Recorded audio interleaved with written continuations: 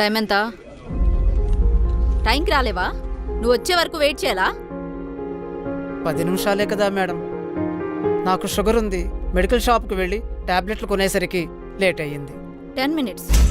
Employees అందరూ వచ్చే వరకు ఆఫీస్ అంతా క్లీన్ చేయాలని తెలీదు. పని చేయడానికి రాదు కానీ కారణాలు మాత్రం చెప్తారు. క్షమించండి మేడం, రేపటి నుంచి లేట్ అవుతుంది. చూస్తాను.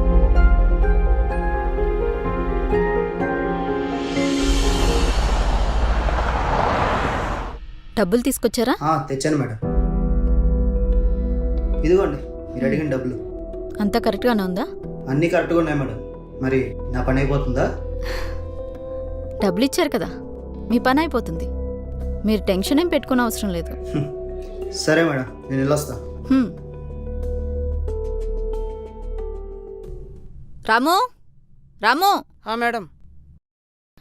రామయ్య, ఈ డబ్బులు తీసుకెళ్ళి సేఫ్గా లాకర్లో పెట్టేసి. మేడం, లంచం తీసుకోవడం తప్పు మేడం. ఏంటి ఇప్పుడు నువ్వు నాకు నీతులు నేర్పిస్తున్నావా? వాళ్ళ దగ్గర డబ్బుంది, నా దగ్గర పవర్ ఉంది, ఇస్తున్నారు. అయినా ఉద్యోగంలో ఉన్నప్పుడే సంపాదించుకోవాలి కదా. డబ్బున్నవాడు వాడి పని అవ్వడం కోసం ఇస్తాడు మేడం, కానీ పేదవాడు ఇవ్వలేడు కదా మేడం. వాళ్ళ అవసరాలు, మీకు పెట్టిన పిటిషన్లు ఎలా తీరుతాయి మేడం? ఇక్కడ నా పని నేను చేస్తున్నాను. లక్షలు లక్షలు కట్టి చదువుకుని ఈ జాబ్ సంపాదించడానికి నేనెంత ఖర్చు పెట్టానో తెలుసా? అయినా నీకేం తెలుస్తుందిలే, ఆఫ్టర్ ఆల్ ప్యూన్వి. అవును మేడం, నా కొడుకు నాలా అవ్వకూడదనే చదివిస్తున్నాను. వాడు కూడా బాగా చదువుతున్నాడు. యూపీఎస్సీలో ర్యాంక్ సాధిస్తాడు. ఏంటి, నీ కొడుకు యూపీఎస్సీ చదువుతున్నాడా? అనవసరంగా డబ్బులు ఖర్చు చేస్తున్నావు రమయ్య. నీలాంటి వాళ్ళు ఇలాంటి కళలు కనడానికి కూడా సరిపోరు. ఎందుకు మేడం, నాలాంటి వాళ్ళు గొప్పవాళ్ళు అవుతారంటే మీకు ఎందుకు చిన్నచూపు? దేనికైనా అర్హత ఉండాలి రామయ్య. అయినా నువ్వు పోయిన తర్వాత ఈ ప్యూన్ జాబ్ నీ కొడుక్కే వస్తుందిలే. ఎందుకు ఎక్కువగా కష్టపడుతున్నావు?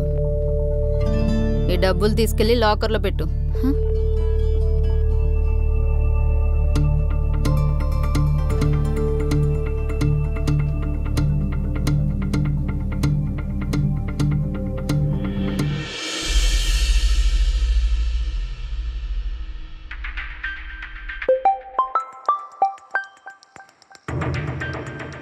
హలో, అరే రిజల్ట్స్ వచ్చినాయా?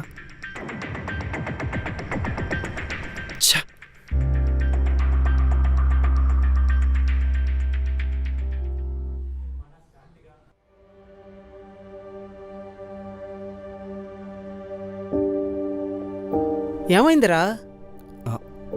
ఈరోజు యూపీఎస్సీ రిజల్ట్స్ నాన్న, కొంచెం టెన్షన్గా ఉంది. ఇచ్చోడా, దానికేనా? వస్తుందిలే, భయపడకు. నువ్వు నన్ను చదివించడానికి చాలా కష్టపడ్డావు నాన్న, కానీ నేను పాస్ అవ్వకపోతే... తండ్రిగా నీకు నచ్చింది చేయడానికి ప్రోత్సహించాను, అంతే. ఇంకా ఎగ్జామ్స్లో పాసు ఫెయిలు అనేవి ఉంటాయిరా, కానీ జీవితంలో గెలుపు ఓటమి అనేవి ఉండవు. ఇంకా నేను ఏమీ చేయలేను, నా జీవితం ఇంతే అని ఎప్పుడైతే మనకు అనిపిస్తుందో అదే జీవితానికి ముగింపు. నేను పాస్ అయినా ఫెయిల్ అయినా నిన్ను తలదించుకునేలా ఎప్పుడు చేయను నాన్న.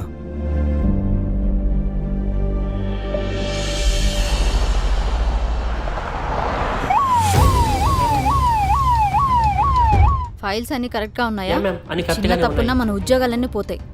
అవునా? అసలు ఎంతకి ఎవరు వస్తున్నారు మేడం? అది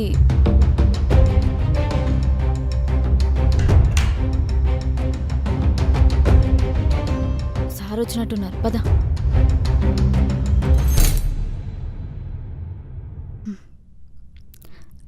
వెల్కమ్ సార్.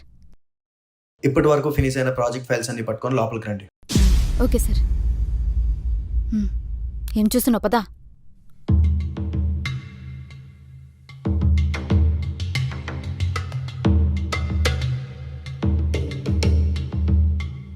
పెద్ద పెద్ద కాంట్రాక్టర్స్ ఫైల్స్ అన్నీ అప్రూవ్ అయి ఉన్నాయి, కానీ ఊర్లో వాటర్ కోసం, రోడ్ల కోసం వేసిన పిటిషన్స్ ఇంకా అలానే ఉన్నాయి.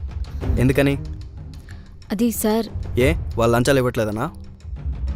5 ఏళ్ళుగా ఇదే ఆఫీస్లో ఉంటున్నారు, ఒక్క పేదవాడికి కూడా న్యాయం జరిగినట్టు నేను వినలేదే. ఎందుకని? మిమ్మల్ని సస్పెండ్ చేస్తూ మీ మీద ఎంక్వైరీ కమిటీ వేస్తున్నాను. సార్, నేను ఎలాంటి తప్పు చేయలేదు, లంచం తీసుకోలేదు సార్. నేను చాలా సిన్సియర్. అవునా? ఒక్కరితో మీరు సిన్సియర్ అని చెప్పించండి, నేను సస్పెండ్ చేయకుండా వదిలేస్తా. నానా,